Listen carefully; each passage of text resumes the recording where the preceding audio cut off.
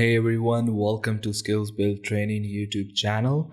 Today we are going to talk about Python basics for beginners. Today's tutorial is for beginner programmers who want to learn Python specifically, and more importantly, they want to learn programming. My name is Talha, and this channel is all about showing you how to become a highly paid IT pro really fast. Let's get started.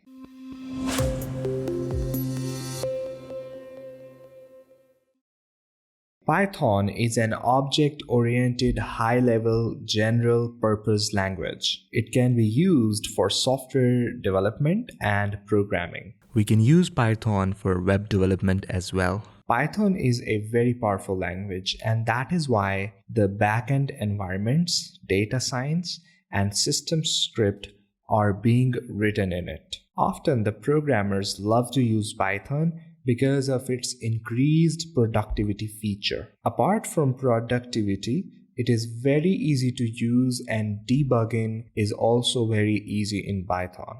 There are a lot of things such as putting a semicolon, giving the data type to the variable, etc. that is not required to do in Python, while in other programming languages it is a must. And that is why most of the programmers prefer to use Python instead of any other programming language. Today we will show you how to download and install the Python. We will also show you that how we can code in Python, and we'll also show you IDEs, and I'll also show you how to download one for you. And then we'll do the coding in that IDE or integrated development environment. First of all, we have to download the Python in our system. It will create an environment for Python in our system, and then we will be able to use and code in Python. It is just like we download and install the JDK before coding into Java along with JVM. So let's go ahead and download the Python for our system. First of all, go to the website python.org and then click on the download, and then click on download. The latest one will be downloaded. So you can see that we have already downloaded it, and after downloading it, go to your downloads folder, and when you will double click on it, you can see that here you have the option click on install now. So when you click on it, the prompt will open up. Click yes, and then it would start to install Python on our system. So now the installation has finished. So click on close button and go to your search bar and type in Python there. If you do not see any Python here, it means that Python has not been successfully installed in your system. So right now we can see here, so it means that Python in our system has been successfully installed. Now let's code in Python. As you might have noticed, we did not install any IDE for Python yet. Then how we can code in Python? Well, we downloaded and installed the Python. Python shell also gets installed in the system, which means that we can execute Python programs. In this shell, we can start coding for the Python. There is another way to code for Python, and for that basically you have to create a new file and then start coding it, and of course you have to save it with the extension of .py, and then you will basically run the code and output will be shown in the shell. So here you can see that right now I've created the file. Now I'll save it on my desktop with the .py extension, okay, hello.py. I'll save it, and now I'll basically run it. Or when I'll run it, here you can see that we have the output hello on our screen. We can also code inside the Python shell. So we can type in here like print, and then we can write here hello world, all right? And then if we want to run it, then we can basically run it as well, and then we can see the hello world output on our screen. And one thing you might have noticed that the thing has got really messy, because here we are given input and output, you know, they are at the same place, right? So it's really hard to, identify where is the input and where is the output. And when you're running multiple programs, you might get confused. But when you create a new file, the code will be in a separate place and the output will be shown in the shell. When we install the Python, command line interface for Python also gets installed with it. Now you can code for Python here as well. So let's write a hello world program in all three places. We have written it in shell, we have written it in file, and now let's go ahead and let's write it in CMD. We write here print, and then we write here hello world, hit enter, and there we get the result. Most of the time we work on more than one file, as in object-oriented programming, we have more than one packages and many files. So it is very hectic and difficult for us to manage and work with more than one file using the Python shell or CMD. For that purpose, we should install and use an IDE. So go to your favorite browser and search for PyCharm. Okay, PyCharm is a famous IDE for Python. So we'll download that and we'll run code in it. So now click on it, the first link. Now here it would take you on the page from where you can download the PyCharm. You can either download it for the professional version or you can download the community version. We'll download the community version. So we'll just click on download and it will start the downloading of PyCharm. So here you would get this download option. We have already downloaded it, but once you will download it, go to your downloads folder and double click on this. It would ask you for a prompt. Click on yes, and this kind of window will open up. Click on next and then click on next again. Here you can check this option and then click on next, and then you just need to click on install and the installation of PyCharm will begin. So now here you can see that it has been installed successfully. So just click on finish and the installation will end. So now we will wait and this PyCharm will open up. So here you can see that now it has opened up. Here we have two options. If you already have some codes, you can import them, but we'll check the do not import settings and click on OK. So here you can see that this is the PyCharm window, and here you can see that Python PyCharm IDE, now it has opened up. So from here you have different options, like you can create a new project, you can open one project, and you can also get the projects online from the repositories. On the left side you have options of project, customization, and then you have the plugins option, and then you have the option for learn more about PyCharm. Okay, so we'll create a new project, and here we just need to add different details about the project. In the location, I'm gonna put in the name of the project, like skills build. I want everything else to remain the same, and then I'll click on create. So when I click on create, it would create a project for me.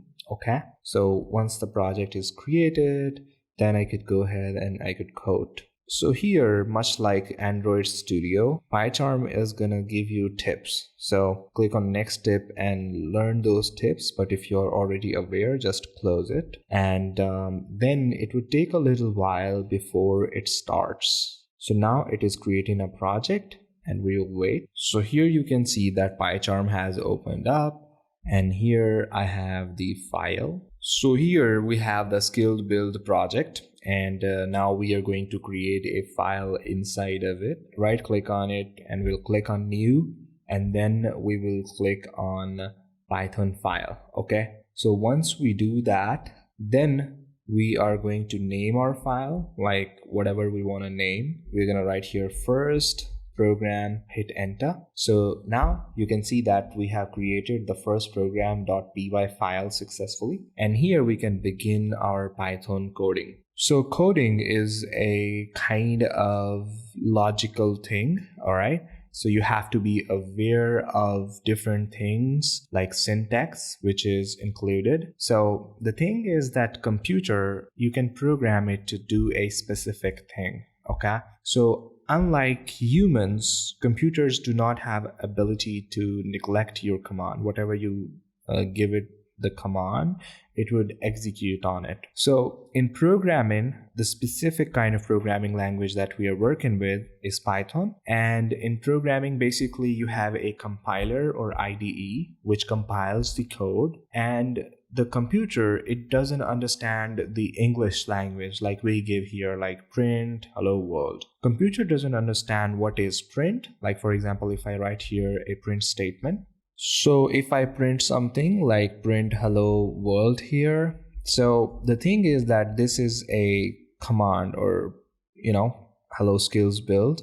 It's basically a kind of command which tells the computer to execute it and print hello skills build. The thing is that computer doesn't understand this thing. Okay, so what it understands is zeros and ones, which is a binary programming language, right? The compiler's job is to convert this English language syntax into zeros and ones so that computer could understand, and then computer would execute that specific statement. So that's how a general program works on your computer. Now, if I run this here, I'll get this result, hello skills build. It looks like that it was done pretty fast. The thing is that it was done in like milliseconds. But the thing is that first of all, computer or the compiler, it converted this print statement, print hello skills build, into a binary code like zeros and ones.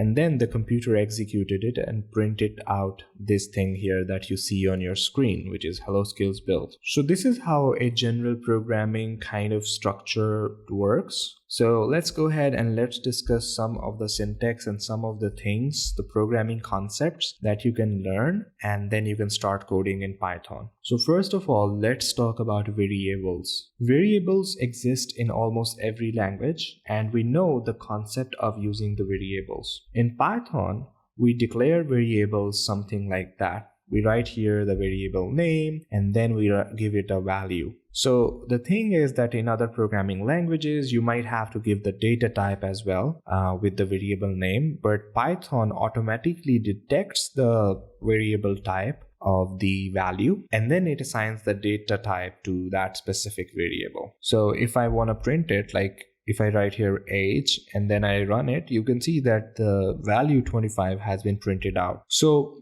variable is just like a container that holds a value, simply like a glass holds water, right? So you can store the value in the variable and then you can use that variable to use that value again and again. So what we did here is that we stored our value 25 into the variable and then we just simply printed it out. So now let's say that if we write here again the same variable name and if we give it a value, so the thing is that the latest variable is age is equal to 28. So the thing is that the first time the variable was defined, it has taken the value 25, right? And then again, we have overwritten it with 28. So when we'll print it, it would print out 28. So if we basically put the 25 after 28, then also, of course, the latest one would be 25, right?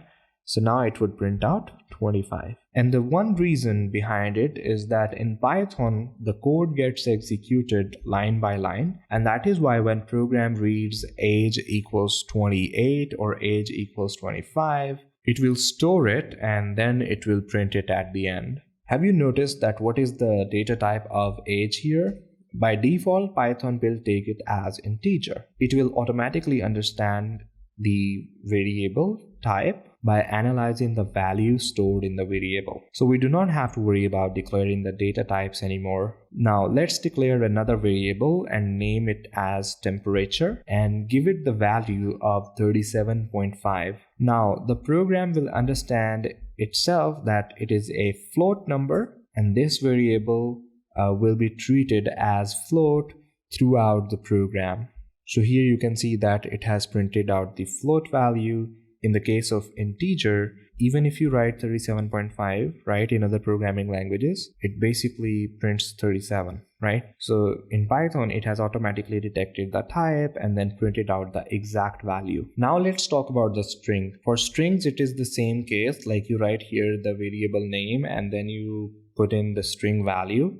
And you do not have to tell the variable that what type of it is going to be, okay? It would automatically detect the type, which is like string. So when I'll print out name here, you can see that it has printed out the value inside the name variable. In Python, we do not have to worry about the semicolons. A lot of time programmers get stuck with their code for hours or even days because they could not figure out what is the problem with the code or why it is showing the error.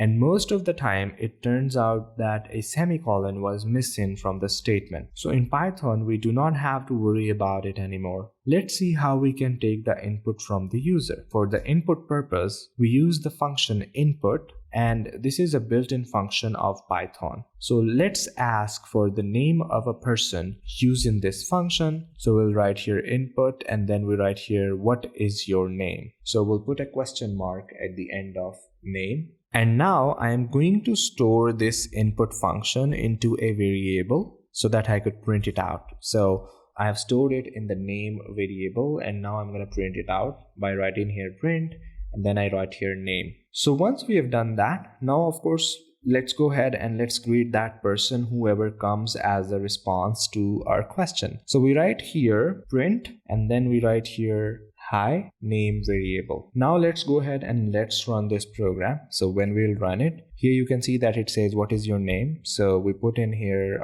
our name like Bob. So when we write here Bob, hit enter, you can see that it prints out hi Bob. So this is the thing. If I run it again, and let's say here I put in the name again, here you can see that it says hi Bob. So this is how you take an input in the Python, and this is how you use it. Now let's see how strings work in Python. We can declare or give the string value to a variable using single and double quotes. So we can write here name equals, and then we write here Bob under the single quotes, or we can write here name equals like Bob in the double quotes. All right, both of them would work fine. The both methods or the both ways of writing the programs will print the same value. There is no difference. So now let's run it.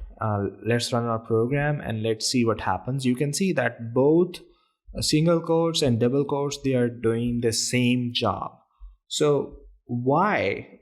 Basically both line of programs will print the same value and there is no difference. So why there are two ways to declare a string when both do the same work? Well, in case we want to use apostrophe in our string, then it will give an error. For example, if I write here name equals Bob's brother love football, let's say. So if I complete it with a single quote, still it gives an error. So if I run this program, here you can see that it would give us an error.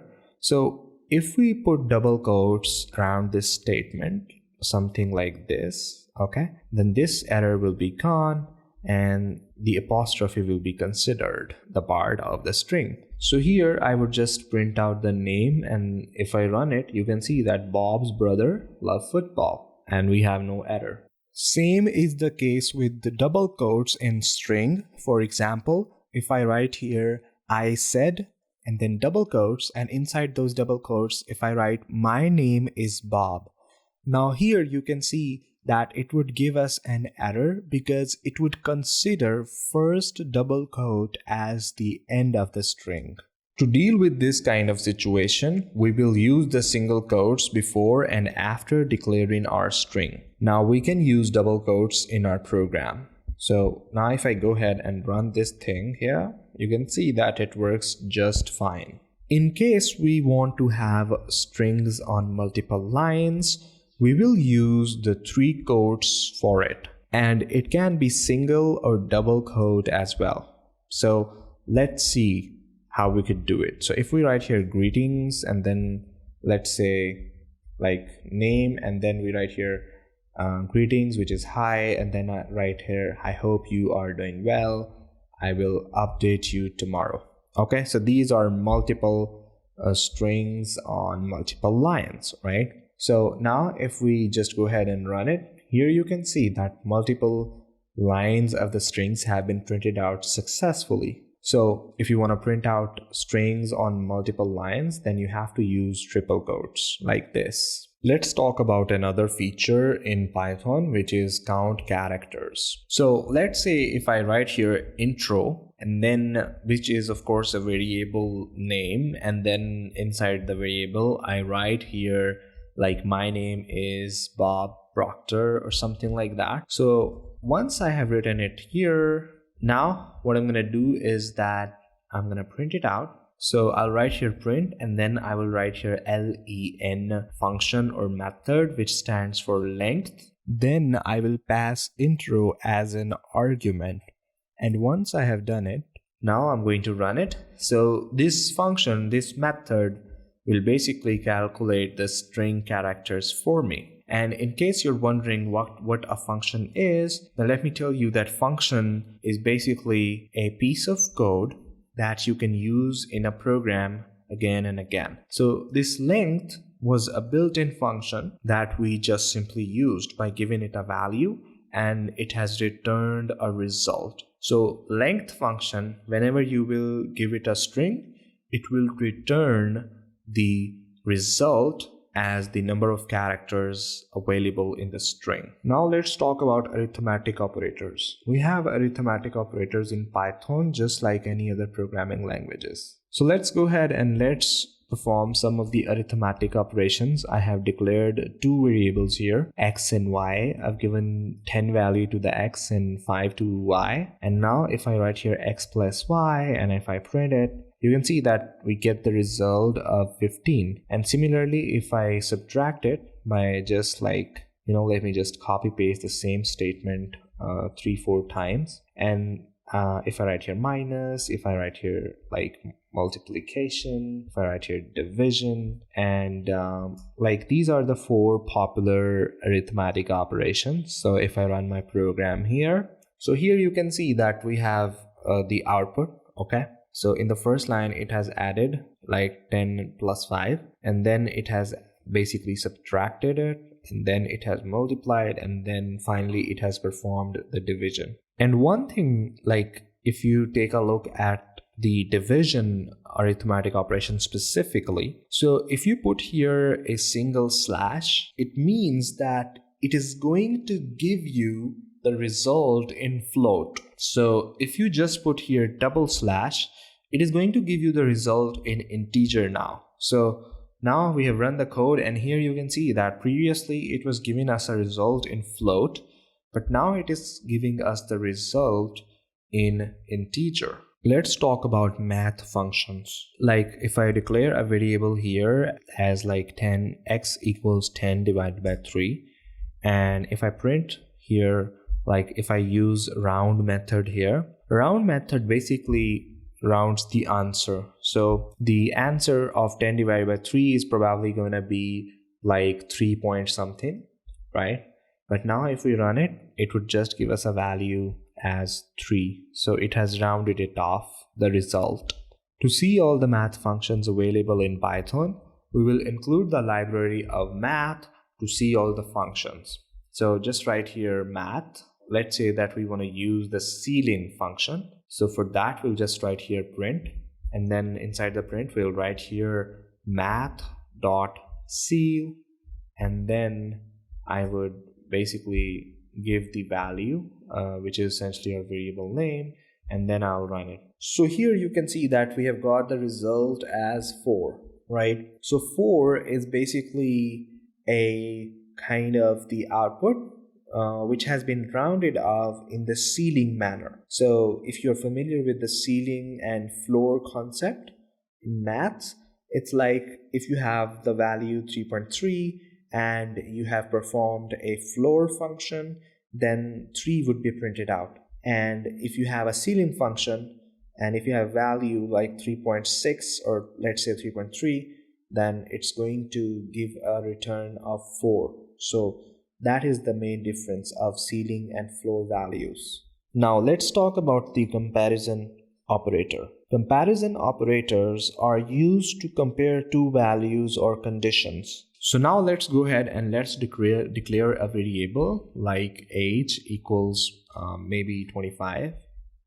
So then we write here, if age is greater than 20, then print that age is greater than 20, and otherwise I want to print you that age is not greater than 20. So now if I go ahead and run it, so you can see that it has given us a result like age is greater than 20. And the reason behind this is that the value of the variable is 25, and when the comparison is happening in the if block, it is saying instead of age, assume that there is 25. So it is saying that 25 is greater than 20, which is absolutely true. Okay, so that is why it will print out the if block, which is print statement in the if block, which is essentially age is greater than 20, and then it neglects the else block. So here, like, let's say if I change the value of like from 25 to 15, then if I run it now, so here you can see that it is saying age is not greater than 20. Okay, so what happens is that imagine that in place of age in the if block, there is 15. So 15 is greater than 20. It's absolutely wrong. So it is not going to execute anything in the if block. It is going to execute the else block, in which we have the print statement which says age is not greater than 20. So there are many options, like you have the greater than sign, you have the less than sign, and you have the less than equals to, and you also have the greater than equals to. So the thing is that in the case of when you do not have an equal sign, it will always consider the value. For example, like if you have like age is greater than 20, then it would not consider 20 as the part of the true statement. Like for example, if I have here age is greater than equals to 20, and if the age is 20, then it is going to consider it a true statement because of the equal sign. But if you do not have the equal sign, in that case, it is going to consider 20 as not greater than 20. Okay, the statement is going to be false. So it will execute the else block in that case, right? Same is the case with the less than sign. It would consider, like for example, if I write here age is less than or equals to 20. So what's going to happen that the values until 19, they are true, right? But when I have 20, because I have equal sign, that is why it would basically make it true. But if I do not have an equal sign, then till 19 age, the if block will get executed. So let's discuss the double equal and equal operator. So the thing is that equal and double equal is like different operators. So when you are writing equal sign, it means that you are pretty much assigning a value to a variable. But when you have like name equals double equals Bob, it means that you're not assigning the value now. Now you are checking the value. So up there we assigned the Bob value to name. Okay, name equals Bob. But when with the if condition we are using double equals, it means that it is checking that if the name variable has the value Bob in it. So if I write here quickly like name is Bob, and if I print here name is not Bob, then in that case, if I run my program here, you will find out that name is Bob. Okay, so that's why it has executed the if block. Let's say if we change the name to Alex from Bob. So right here, then of course the name is not Alex. So it would print out that name is not Bob. There is another statement which is called as else if statement. So in else if statement, you can put another check just simply like an if statement. So just like if I write here name equals something else like John or Alan, whatever. So if I write here the name as like John, okay. So the thing is that the else if statement will be executed if the if statement is false. Okay, so similarly, the thing is that what would happen that when it is checking the statement, it would come to the if block, and when the if block is false, only then it would go to the else if block to check. And if else if block is wrong, then it will execute the else block. So let's say that if we are talking about the if statement, if it is true, then it is going to skip else if and else block. So now let's go ahead and let's run it.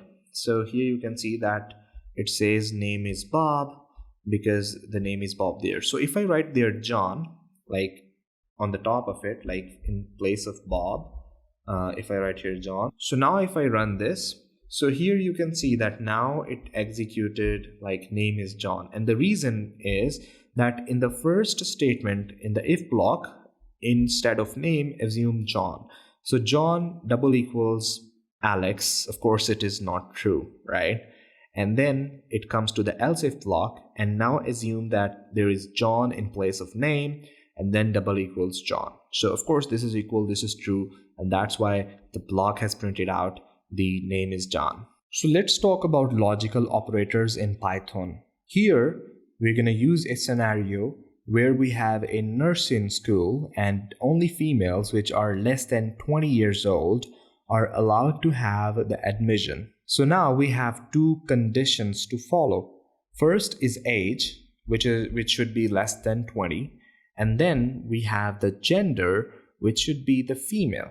So we will use AND logical operator because AND operator return the value when both arguments are true. So let's say if I write here age equals 20 and then I write here gender equals female, and now I'm going to write here if condition, like if age is less than or equals to 20 and the gender like double equals female. So only then I want to print you got the admission, right? So this is the criteria for nursing school, let's say. All right. So we write here you got the admission inside the print statement. And if basically otherwise, in case of any other case, we're going to have an else block which says you cannot get the admission because you have failed to achieve the criteria, like either you are not female or you are over 20. So now if we run it, so here you can see that because we had the age 20 and we had the gender female, that's why it has printed out like you've got the admission. The thing is that in the AND operator, both of the conditions have to be true for it to be executed. So when we use the AND operator, both age and gender had to be equals to 20 and female respectively in order for if condition or if block to be executed.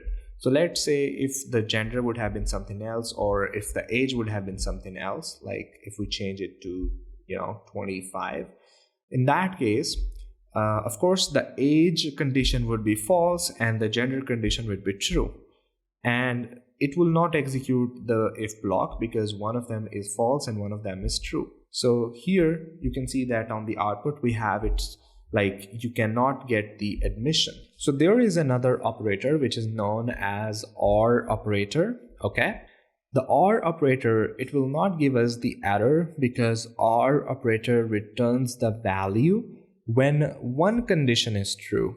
Okay, so for example, in order for OR operator to be false, both of the conditions have to be false. So if both of them are true, OR operator is good. If one of them is false, one of them is true, it's still good. And let's say if the first one is true and the second one is false, it's still true. Okay, so here in our case we have written down here OR operator and we have the age 25, but the condition here we have type in like 20, right? So of course this statement is false, but still it is going to execute the if block because one condition is true, and here you can see that it says you got the admission.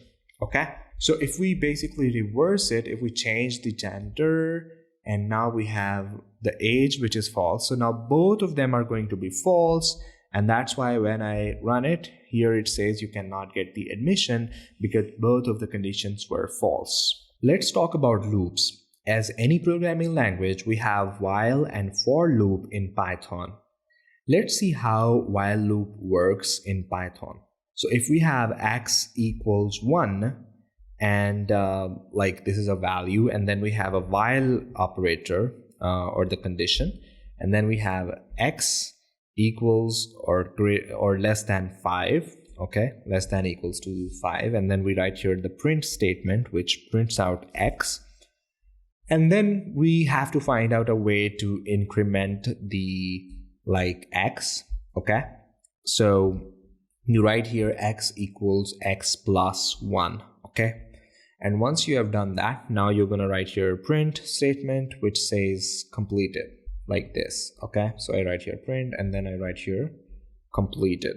So here when I run my program, here you can see that I have 1 2 3 4 5. So we have printed out completed, and the reason behind that is we wanted to see each iteration. So with the each iteration, it has printed out completed. Like for first iteration, it has printed out 1. For the second iteration, it has printed out 2. For the third iteration, it has printed out 3, so on and so forth. And the reason behind that is because we are incrementing consistently. Like we have x equals x plus 1. So the value of x is actually 1, and when the while loop runs, it basically runs until the value becomes false. And the only way the value would become false when the x would exceed 5, okay. So right now x's value is 1, so it would come and it would check while x is less than or equals to 5. So imagine that in place of x there is 1, so 1 is less than or equal to 5. 1 is less than 5, yes.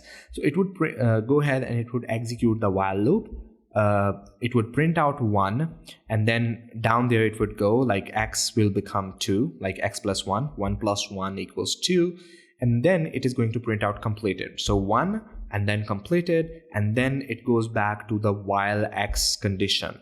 So again it checks 2 less than 5, true, prints out 2, and then it increments it, x becomes 3, then it prints out completed, okay, after 2. And then here it comes back to the while condition. It says 3 is less than equals to 5. Of course it is true until the value becomes 5. 5 is also true. So when x is 5 and x equals x plus 1 happens, it means that it becomes 6. So it would come back to the condition, and like 6 is not less than 5, and it is also not equal to 5, right? So it would break the while loop in that case, right? So that's how a loop works. So now we have studied the while loop. Now let's discuss the for loop. So for loop is basically used to iterate over the items of a collection, such as strings or like other things. So for example, if I have a string named as, let's say, a name like Bob Proctor. So if I write here for, and then if I write here x, and then if I write here in, and then I write the name here like Bob Proctor. So if I write here the name Bob Proctor and then I print x, so the thing is that it will print the Bob Proctor character by character. So here you can see that B-O-B and then P-R-O-C-T-O-R, all right? So character by character, it has printed out that. So similarly, you can also use it for the numbers, right?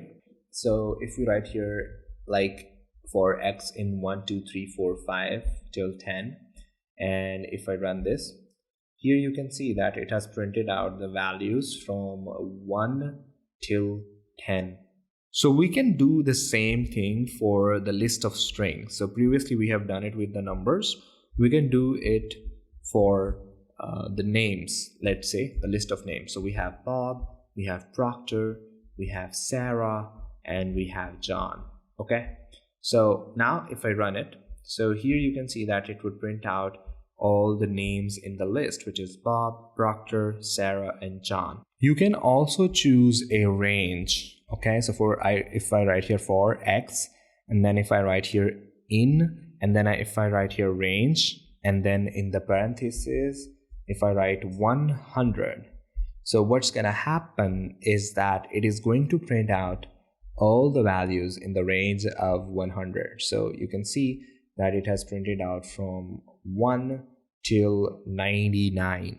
In the same way, you can have a particular range, like you can specify a range from the beginning till end. So if we do that, like range like 5 and 20, 5 comma 20, And if I print out here, you can see that it prints out the values from 5 till 19. So now let's go ahead and let's talk about nested loops. So let's say that we have two loops, like for x in 5 and then for y in range 1 till 11. Okay, these are the two for loops which are within each other. So y is in the x for loop. All right, so then we are going to have a print statement, and this print statement is going to print out like 5 steric, and then we're going to print out y, which is going to be the value of y, and then we're going to print out x steric y, which means that the value of x is going to be multiplied with y over and over again. So now let's go ahead. Of course, it is going to be multiplied according to the range. So let's go ahead and let's run this. And here you can see that we have the table of 5. So 5 steric 1 equals 5, 5 steric 2 is 10, 5 steric 3 is 15, and so on and so forth. And it goes up till 10. And the reason is because we have given the range from 1 till 11. If we would have given the range from 1 till 10, then the table would have been like 5 steric 9.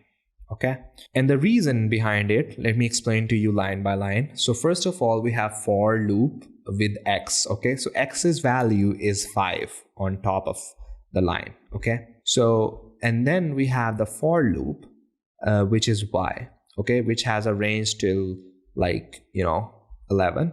So the thing is that 5 is going to be multiplied with all the values of y.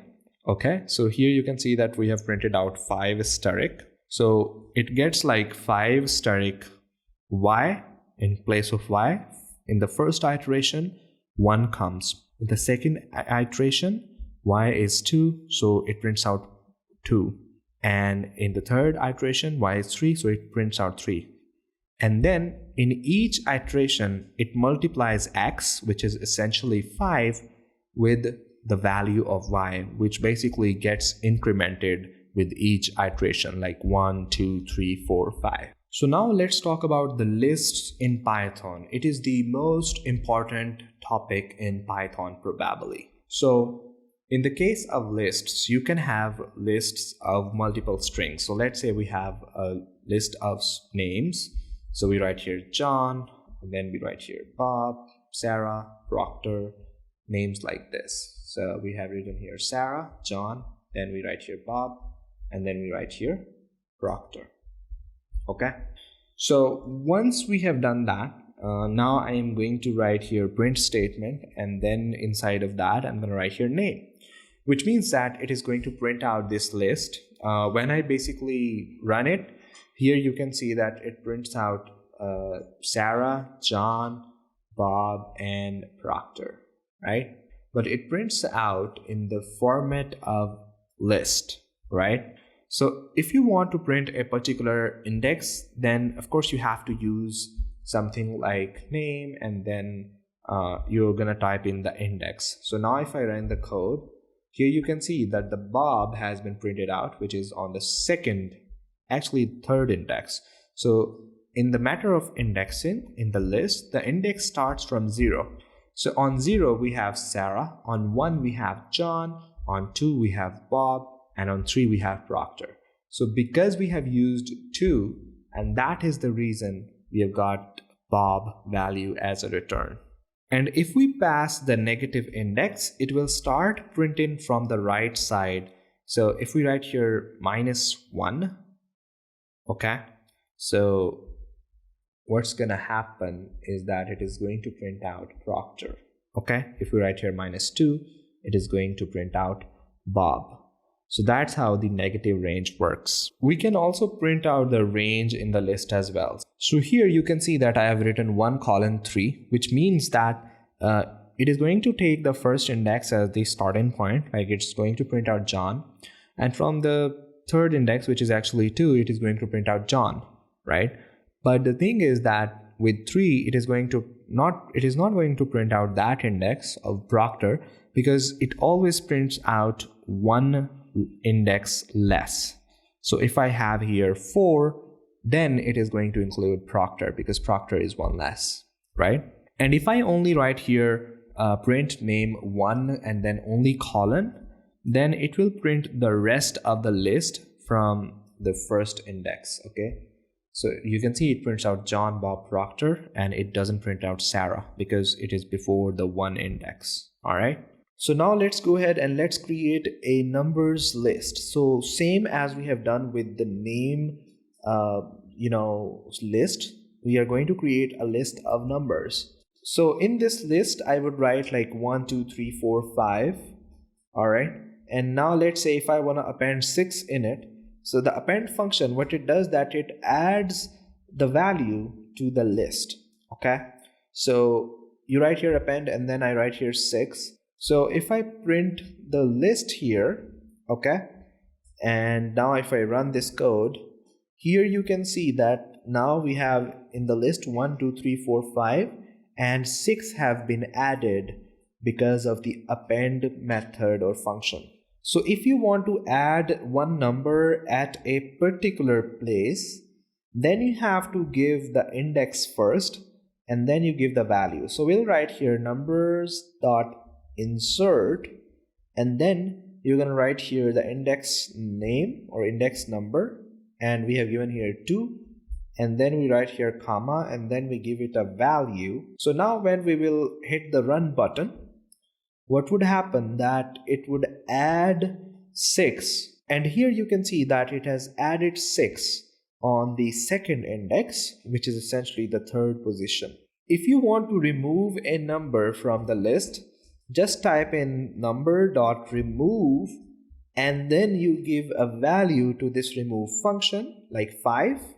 So now if I run the code, 5 will be removed out of our list. Let's talk about the sorting number.